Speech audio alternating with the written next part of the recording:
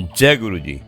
दोस्तों, यह है आपका अपना प्रिय आरजे आदि आदि का शंभू मानुस और आपके लिए लेकर आया है आपका मनपसंद प्रोग्राम पॉजिटिव कर्मा। दोस्तों, पतझड़ हुए बिना पेड़ों पर नए पत्ते नहीं आते, उसी तरह कठिनाई और संघर्ष सहे बिना अच्छे दिन नहीं आते। यानी कि आपको जो आपकी प्रॉब्लम्स होती हैं, आपके जो संघर्ष होते हैं, आपको जो स्ट्रगल करनी पड़ती है, उसको आपको फेस करना ही पड़ेगा। और जब तक आप फेस नहीं करेंगे, आपके अच्छे दिन नहीं आएंगे। कोशिश आखिरी सांस तक करनी चाहिए और मंजिल मिले या तजुर्बा, चीज़ें दोनों ही नायाब होती हैं। यानी कि आपको मंजिल मिलती है या आपको उसका तजुर्बा मिलता है, यानी कि आपका उसका एक्सपीरियंस मिलता है। दोस्तों, बेहतरीन दिनों के लिए बुरे दिनों से लड़ना पड़ता ही है। अपने स्वामी आप स्वयं बनो और सबका मंगल करो। मुस्कुराहट एक कमाल की पहेली है, जितना बताती है उससे कहीं ज़्यादा छुपाती है।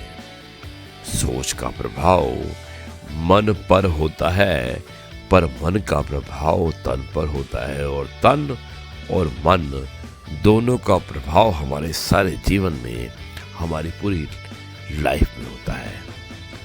दोस्तों, रिश्ता बहुत गहरा हो या ना हो, परंतु भरोसा यानी कि ट्रस्ट बहुत गहरा होना ज़रूरी है, अवश्य है।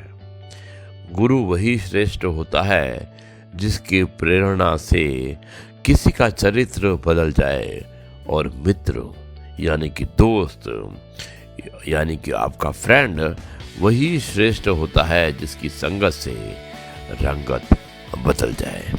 आरजे आदि आदि का शक मुंबई मानुस।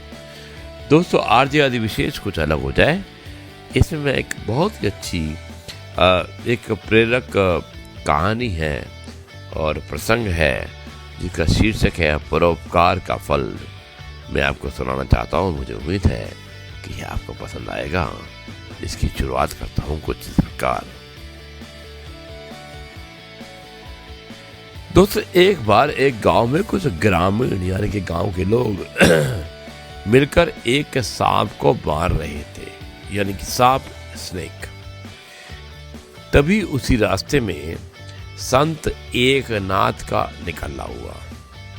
भीड़ को देख संत एकनाथ भी वहां आ पहुंचे और बोले, भाइयों, इस प्राणी को क्यों मार रहे हो? कर्मवश सांप होने से क्या यह भी तो एक आत्मा ही है? तभी भीड़ में खड़े हुए एक युवक ने कहा कि आत्मा है तो फिर काटता क्यों है? बहुत ही अच्छा सवाल किया और बहुत ही अच्छी बात की कि अगर सर्प यानी कि सांप एक आत्मा है तो आत्मा हमें काटता क्यों है? व्यक्ति की बात सुनकर संत एकनाथ ने कहा कि तुम लोग सांप को बेवजह मारोगे तो वह भी तुम्हें काटेगा ही। अगर तुम सांप को नहीं मारोगे तो वो तुम्हें नहीं काटेगा। यानी कि अगर तुम उस पर हमला करते हो तो डेफिनेटली कि वो आपको हमला करने के लिए कोशिश करेगा। ग्रामीण संत एकनाथ का काफी आदर सम्मान करते थे, इसलिए संत की बात सुनकर लोगों ने सांप को छोड़ दिया। अब कुछ दिनों बाद एकनाथ शाम के वक्त घाट पर स्नान यानी कि नहाने के लिए जा रहे थे। तभी उन्हें रास्ते में सामने फन फैलाए हुए एक सांप दिखाई दिया। यानी कि स्वामी एकनाथ को भी एक सांप जो फन फैलाकर खड़ा हुआ था उनके रास्ते में उनको दिखाई दिया। तो संत एकनाथ ने सांप को रास्ते से हटाने की काफी कोशिश की, लेकिन वो टस से मस नहीं हुआ।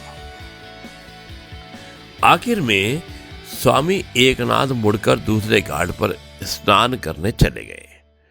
उजाला होने पर लौटे तो देखा कि बरसात के कारण वहां एक गड्ढा हो गया है।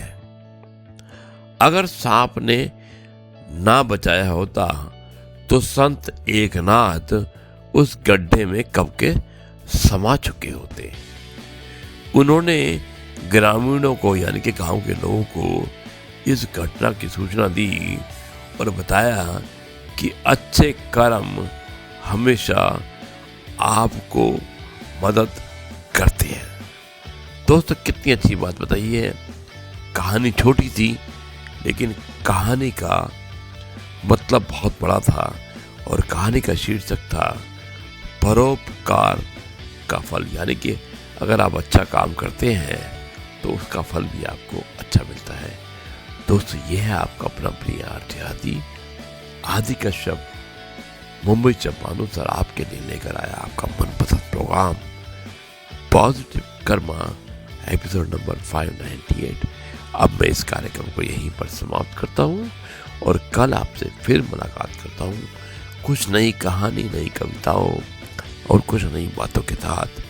तब तक के लिए कहता हूँ नमस्कार, जय हिंद, वंदे मातरम, भारत माता की जय, जय जवान, जय किसान, जय गुरु जी, शुक्राना।